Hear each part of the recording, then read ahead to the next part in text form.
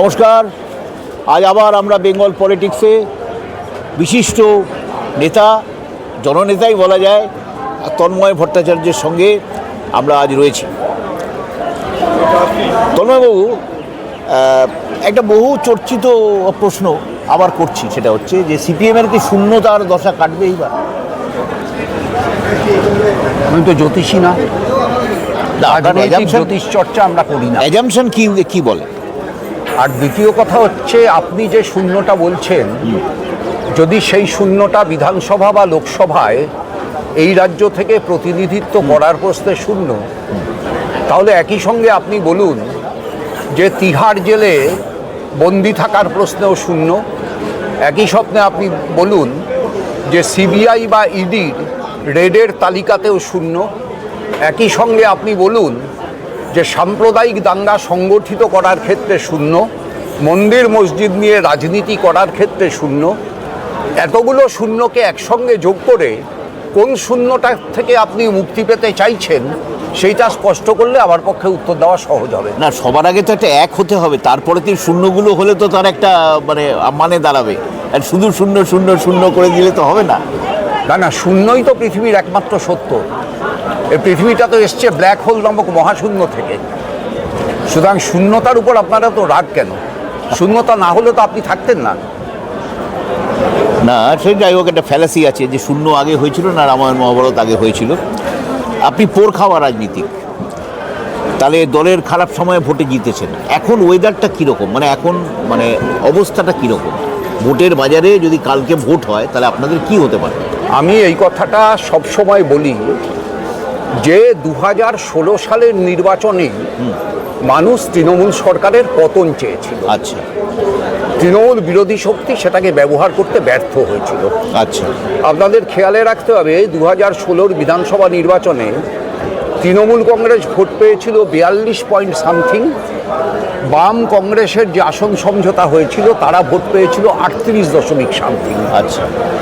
সুতরাং প্রত্যেক 100টা লোকে 2 বা 2.5টা করে লোক তৃণমূলকে ভোট দেওয়া লোক যদি বাম বা কংগ্রেসকে ভোট দিত, তাহলে সেই নির্বাচনেই বামপন্থী এবং কংগ্রেসরা 200-র বেশি আসন পেয়ে যেত।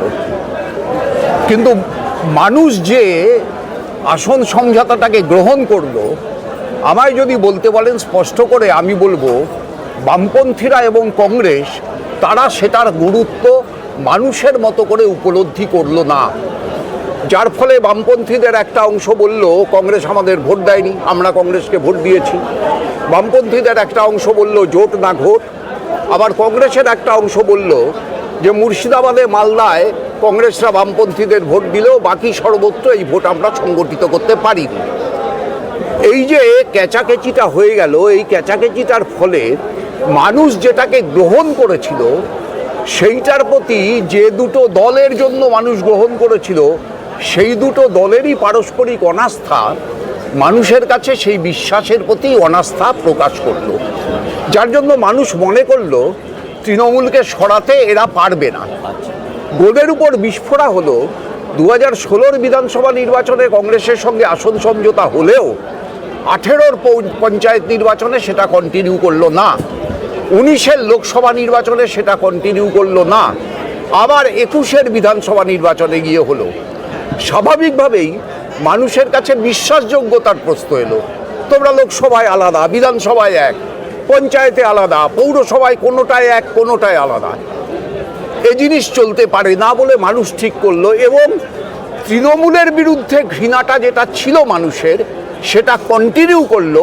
সেটা গিয়ে বিজেপির ঘরে জমা পড়লো তৃণমূল বিরোধী শক্তি হিসেবে, এবং বিজেপি সেই শক্তিটাকে পেয়ে গিয়ে 10% থেকে একবারে 32% পৌঁছে গিয়ে বিজেপি মনে করলো যে পশ্চিমবাংলাতেও ধর্মীয় রাজনীতি সম্ভব, এবং সেই ধর্মীয় রাজনীতির চাষ পুরোপুরি তারা করতে শুরু করে দিল। এইটার সাময়িক সুফল তারা 2021-এর বিধানসভা নির্বাচনে পেয়েছে। কিন্তু আমি বিশ্বাস করি ধর্মীয় রাজনীতি কোনো রাজ্যের ক্ষেত্রেই স্থায়ী সুফল এনে দিতে পারে না। ফলে বিজেপি যে সাফল্য 2019 বা 2021-এ অর্জন করেছে, সেই সাফল্যে 2024-এ চির ধরেছে, আমার ধারণা 2026-এ সেই সাফল্য ছত্রখান হয়ে ছিন্ন বিচ্ছিন্ন হয়ে যাবে। তো এবারে তো বাম কংগ্রেসের জোট নিয়ে একটা অনিশ্চয়তা দেখা দিচ্ছে। আমি আপনাকে মানে একটু ব্যাখ্যা করে বলি। সেটা হচ্ছে এই যে প্রথম কথা হচ্ছে শুভঙ্কর বাবু বলে দিচ্ছেন যে আমরা আপাতত সবকটা আসনই একা একা লড়ব। এদিকে আপনারা বলছেন হ্যাঁ জোট হোক। এদিক সেদিক করে তাহলে কি শেষ পর্যন্ত জোটটা দাঁড়াবে নাকি দাঁড়াবে না? দেখুন, আমাদের স্ট্যান্ড খুব স্পষ্ট, আজকে থেকে না, যেদিন নরেন্দ্র মোদী দেশের প্রধানমন্ত্রী হয়েছেন সেই দিন থেকে স্পষ্ট। আমরা স্পষ্ট করে বলেছি, বারবার বলেছি যে তৃণমূল এবং বিজেপি বিরোধী সমস্ত শক্তিকে সঙ্গে নিয়ে আমরা চলতে চাই। আচ্ছা, আমরা সেদিনও চলতে চেয়েছি, 16তেও চলতে চেয়েছি, আজও চলতে চাই। সুতরাং আমাদের চলতে চাওয়ার ভেতরে তার আন্তরিকতায় কোনো খাদ নেই। এখন একটা রাজনৈতিক দল হিসাবে কংগ্রেস তো মনে করতেই পারে যে তারা সর্বোচ্চ শক্তি অর্জন করবে এবং একা একা লড়বার মতো শক্তি অর্জন করবে। এই মনে করাটায় আমি কোনো দোষ দেখি না। কিন্তু বাস্তব যদি এটা হয় যে সব রাজনৈতিক আসনে লড়তে গিয়ে কংগ্রেস 2% ভোট পেল, 3% ভোট পেল, মুর্শিদাবাদ আমরা মালদা বাদে বাকি কোনো রাজ্যে জেলায় 1%ও ভোট পেল না, তাহলে সেটা কংগ্রেসের ভবিষ্যতের পক্ষেও খারাপ হবে, বাংলার ভবিষ্যতের পক্ষেও খারাপ হবে। সুতরাং আমার ধারণা শুভবুদ্ধির উদয় হবে, তৃণমূল বিজেপি বিরোধী সব শক্তি শেষ পর্যন্ত একসঙ্গেই নির্বাচন লড়বে। তার জন্য যার যা স্যাক্রিফাইস করার দরকার আমরা সহ তাদের প্রত্যেকেরই সেই স্যাক্রিফাইস করে এই শক্তিকে সংঘবদ্ধ করা উচিত। না তাহলে কি এরকম ব্যাপারটা হচ্ছে এই যদি কংগ্রেস জোটে যদি না আসে তাহলে একটা মমতাকে খুশি করার চেষ্টা করবে কংগ্রেস হাইকমান্ড, সেই জন্যে শুভঙ্কর বাবুরা এরকম বলছেন, এটা কি ঠিক? দেখুন, ওই ছোটোবেলায় বলতো যদির কথা নদীতে, এখন এই এত যদি দিয়ে প্রশ্ন করলে পরে তো তার উত্তর হবে না। যদি হয়তো নতুবা না, আপনাদের বাম শরিকরাও তো চাইছে না কংগ্রেসের সঙ্গে জোট। না, এগুলো সব অব্যয় পদ। তো এই অব্যয় পদ মানে কি? অব্যয় মানে হচ্ছে কোনো সময় পরিবর্তন হয় না, আচ্ছা, অপরিবর্তনীয়। আর রাজনীতি হচ্ছে পরিবর্তনীয়। সুতরাং অব্যয় পদ দিয়ে রাজনীতির বিশ্লেষণ হয় না। তাহলে আপনাদের বাকি বামফ্রন্টের শরিকরা বলছেন যে রাজি হয়ে যাবেন? আমি বলেছি সকলের শুভবুদ্ধির উদয় হোক। আচ্ছা, সেই সকলের ভেতর আপনি যাকে যাকে ধরতে চান আপনি ধরে নিন না, আমার আপত্তি কি আছে? আচ্ছা, এই সংযুক্ত মোর্চায় কি মনে হয় হুমায়ুনের দল আসবে? আমি তো বলেছি সকলের শুভবুদ্ধির উদয় হোক। এই সকলের ভেতর আপনি যদি হুমায়ুনকে ধরতে চান ধরুন। হুমায়ুনের সাসপেনশনের ফলে তৃণমূল কি যথেষ্ট চাপে পড়ল? কি মনে হয় আপনার?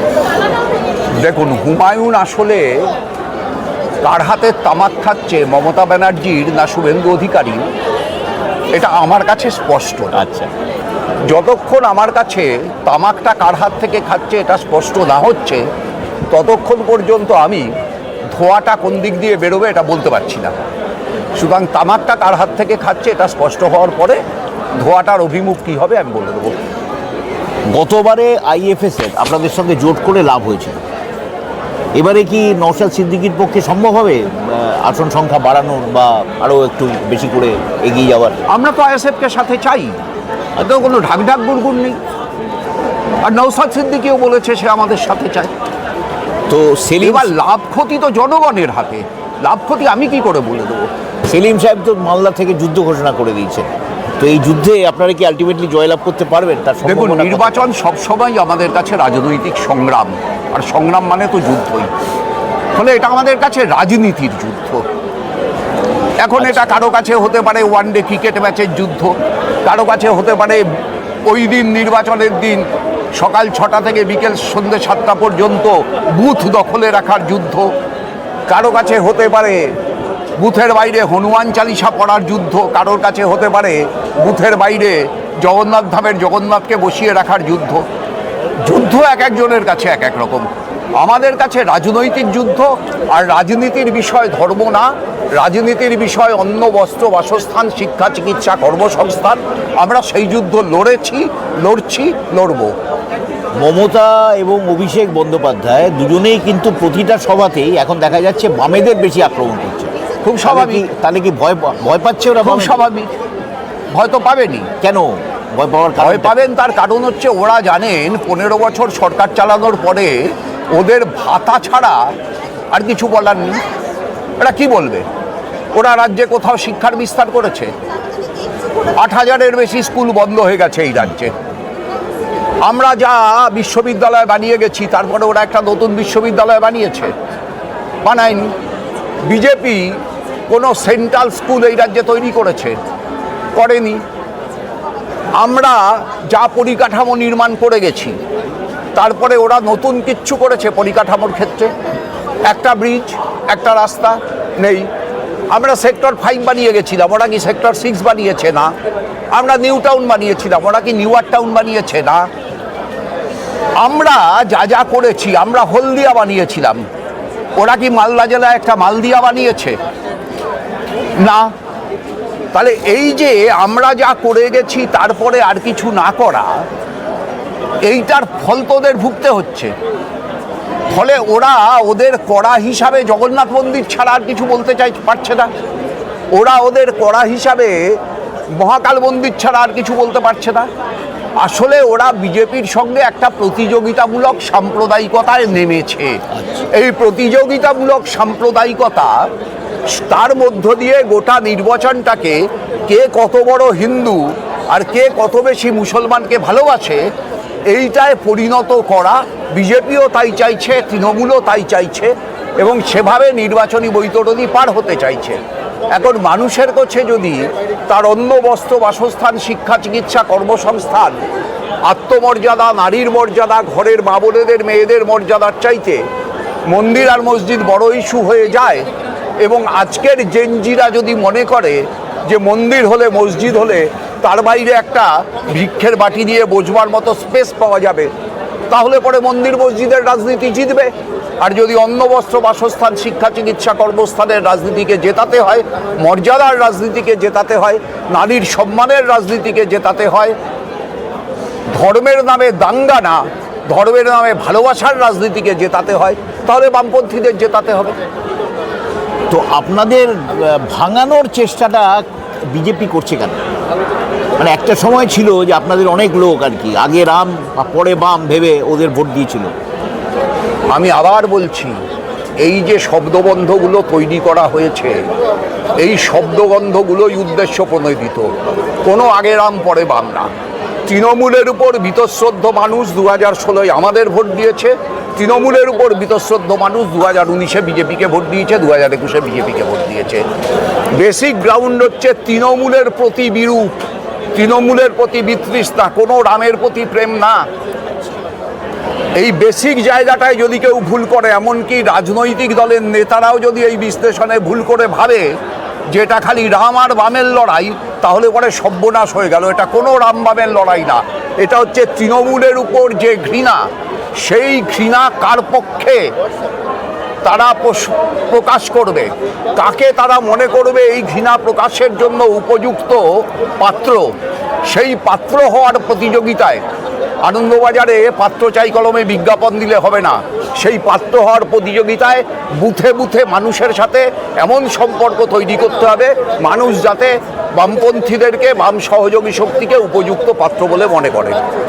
বামেদের এই যে তারুণ্য, প্রচুর মানে অল্প বয়স্ক ছেলে মেয়ে আপনাদের দলে এখন এসেছেন, এরা কি এই ভোটে ফ্যাক্টর হবে? কবে আসেনি বলুন তো? এই যে আপনারা মাঝে মাঝে এই প্রশ্নটা করেন, আমি এই প্রশ্নটা সত্যি কোনো মাথামুন্ডু খুঁজে পাই না। বুদ্ধদেব ভট্টাচার্য যখন 77 সালে এমএলএ হয়েছিলেন, কত ছিল বয়স?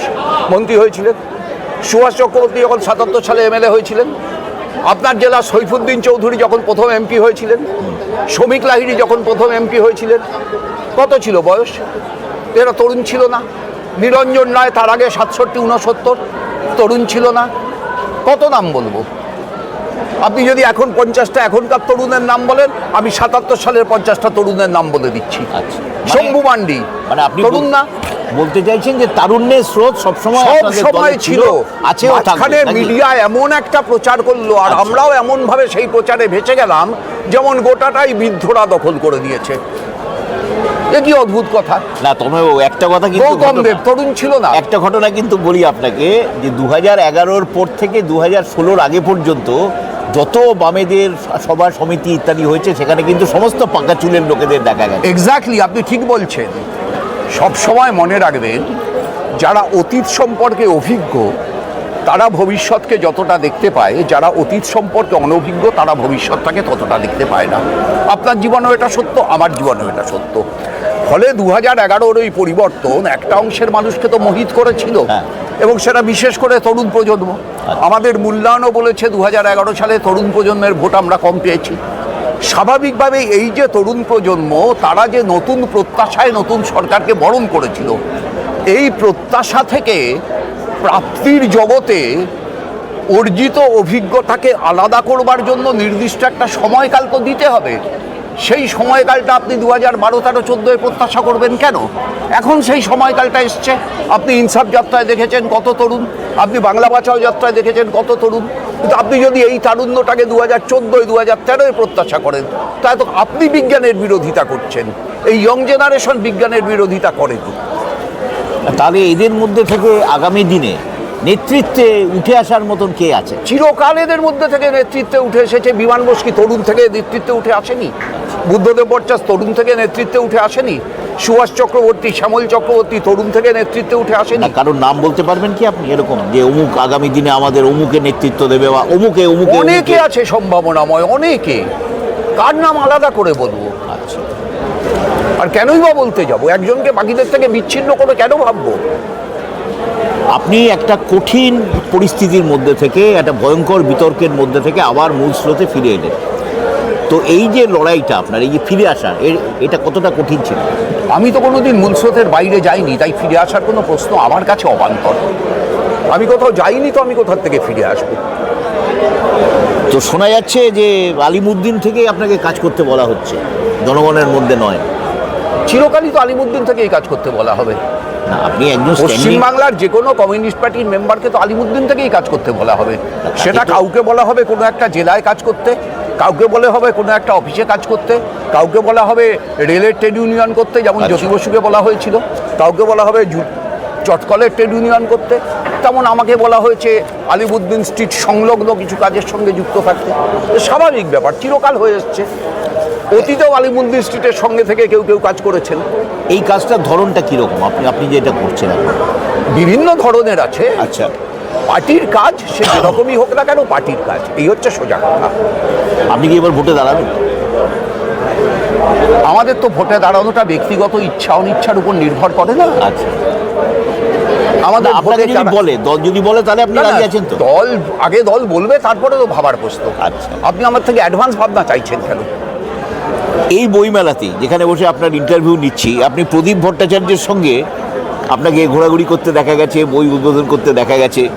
এটা কি কোনো বাম কংগ্রেসের জোটকে পুষ্ট করার জন্যে নাকি? না না না না, প্রদীপ ভট্টাচার্য আমার কাছে অত্যন্ত একজন শ্রদ্ধেয় মানুষ। আচ্ছা, এবং দীর্ঘদিন ধরে কংগ্রেসের রাজনীতির সঙ্গে তিনি আছেন। ব্যক্তিগতভাবে আমাকে স্নেহও করেন। আমি বইমেলায় সেদিন যখন ঢুকছিলাম, কংগ্রেস বার্তা স্টলের সামনে দিয়ে আসছিলাম, প্রদীপ আমায় ডাকলেন, আমি বসলাম। তারপরে ঘটনাচক্রে ওদের কংগ্রেস বার্তার অফিস থেকে সেদিনই একটা বইয়ের উদ্বোধন। আচ্ছা আচ্ছা, যেহেতু আমি সেই সময় ওখানে উপস্থিত, সেটার উদ্বোধনে আমাকেও দুটো কথা বলতে বলা হয়েছে জওহরলাল নেহরু সম্পর্কে। আচ্ছা, আর আমি তো এটা মনেই করি পণ্ডিত জওহরলাল নেহরু আধুনিক ভারতবর্ষের অন্যতম সেরা চিন্তক। আমি এটা মনেই করি পণ্ডিত জওহরলাল নেহরু ভারতবর্ষে দাঁড়িয়ে সমাজতন্ত্রের কথা বলাটা যখন খুব কঠিন ছিল, কমিউনিস্টরা ছাড়া কেউ বলতো না, তখন জওহরলাল নেহরু বলেছিলেন। তিনি দুবার রাশিয়া গেছিলেন, তার সেই রাশিয়ার অভিজ্ঞতা যেভাবে লেখা আছে, সেটা কোনো বামপন্থীরা রাশিয়ায় গেলে পরে অত ভালোভাবে লিখত কিনা সংশয় আছে। সুতরাং একমাত্রিকভাবে কোনো কিছুকে বিচার করা উচিত না, আমি করিও না। সব কিছুই দ্বান্দ্বিক দিক থেকে বিচার করলে পরে জওহরলাল নেহরুর অনেকগুলো গুণ আজকের সমাজের জন্য কার্যকর, প্রযোজ্য। সুতরাং সেই হিসাবে জওহরলাল নেহরু সম্পর্কে দু কথা বলতে আমি খুশি হয়েছি। আমার কোনো আক্ষেপ তার জন্য নেই। আচ্ছা আচ্ছা, বইটার নাম কি ছিল মনে আছে? ভারত ভাবনা। আচ্ছা, জওহরলালের লেখা? হ্যাঁ, না, জওহরলালের লেখা না, জওহরলাল নেহরুকে নিয়ে লিখেছেন বইটা ইসাম মোদক। আচ্ছা আচ্ছা আচ্ছা আচ্ছা। উত্তর বা দক্ষিণ, এই যে 24 পরগনা দুটো আছে, এখানে দেখা যাচ্ছে 5টা দল রাজনীতির ক্ষেত্রে নেমে পড়েছে। 5টা দলের নাম আলাদাভাবে যদি বলা যায়, সেটা হচ্ছে টিএমসি তো আছেই, বিজেপি, সিপিএম, কংগ্রেস এবং আইএফএস। এটাতে এই যে এতগুলো দল, এদের মধ্যে কি আগামী দিনে ভোট কাটাকাটি করে তৃণমূলেরই আলটিমেটলি লাভ হয়ে যাবে না? সে মানুষ ঠিক করবে।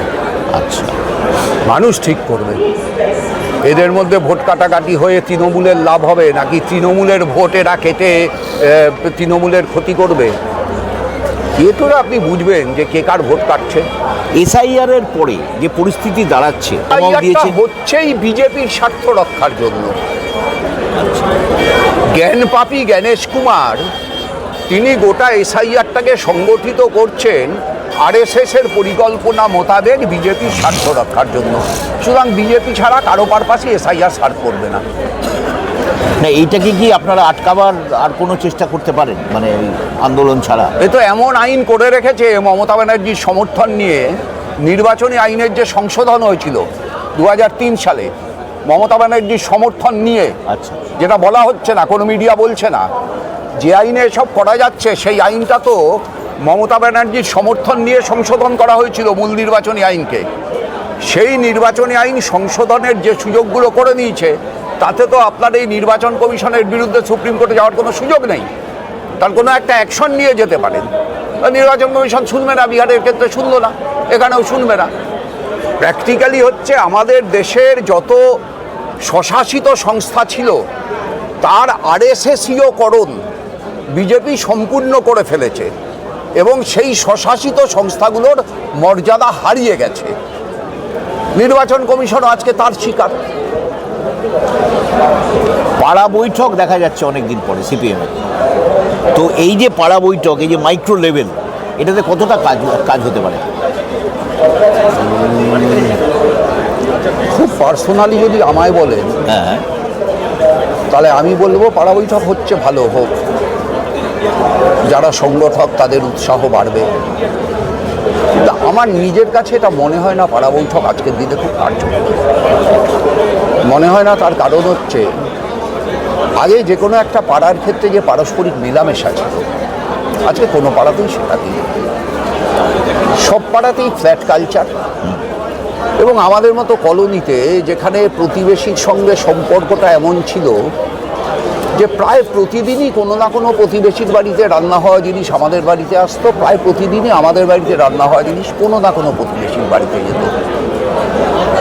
আমার তো গত 10 বছরের ভিতরে এরম দিন মনে পড়ে না যেদিন এরম ঘটনা ঘটেছে। ফলে এই যে পাড়ার যে স্বাভাবিক মেলামেশা, স্বাভাবিক ছন্দ, আমি জানি না কোথাও কোনো গ্রামাঞ্চলে আছে কি না, এই স্বাভাবিক ছন্দটা হারিয়ে গেছে। সবাই মোবাইলে বন্দি হয়ে গেছে, সবাই টেলিভিশনে বন্দি হয়ে গেছে, সিরিয়ালে। সেখানে আপনার ডাকে একদিন 20টা মানুষ আসতে পারে, 25টা মানুষ আসতে পারে, 30টা মানুষ আসতে পারে, কিছু কথাও হয়তো বলতে পারে, কিছু গুরুত্বপূর্ণ উল্লেখযোগ্য পরামর্শও আসতে পারে। কিন্তু পাড়ার যে স্বাভাবিক ছন্দ, যে ছন্দ অতীতের পাড়া বৈঠকগুলোর মধ্য দিয়ে প্রসারিত হতো, সেটা আজকের দিনে আর কতটা প্রসারিত হওয়া সম্ভব এটা নিয়ে আমার নিজের কিছু সংশয় আছে। স্টিল উঠে যাওয়া জিনিসটা হচ্ছে, মানুষ আসছেন, কথা বলছেন। এর থেকে যা শেখার আমরা যদি শিখি তাহলে ভালোই হবে।